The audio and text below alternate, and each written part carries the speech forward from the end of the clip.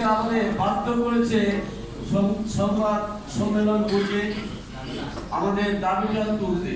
আমরা চেয়েছিলাম যে আমাদের ন্যায্য দাবি দীর্ঘ প্রতীক্ষার পর উৎসব মুখর পরিবেশে যে নিয়োগ পরীক্ষাটা হয়েছে, যেটা শিক্ষা বাণিজ্যিকরণের হাত থেকে রক্ষার একটা প্রয়াস, সর্বমহলে যেটা প্রশংসিত হয়েছে।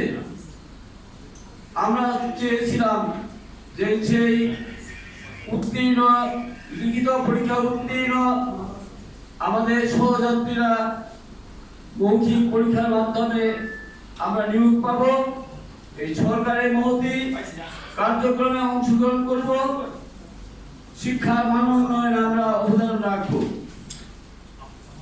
কিন্তু অত্যন্ত পরিতাপের বিষয়ে পুরো এক মহল থেকে কালপড়া দেওয়া হচ্ছে। আমরা তারপরেও আশা রাখবো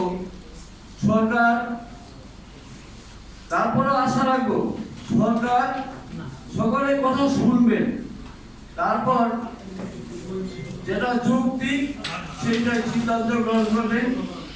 যেটা একটা ধারাবাহিক প্রক্রিয়া চলছে, যে উৎসব মুখর পরিবেশে পরীক্ষা হয়েছে, বিশেষজ্ঞদের মূল্যায়ন করে ফলাফল দেওয়া হয়েছে, এখন ভাইবা নেওয়ার পালা। এর পরবর্তী ধাপগুলো যেন সুচারুভাবে সম্পন্ন হয়, সরকারের কাছে আমরা বিনীত অনুরোধ রাখবো।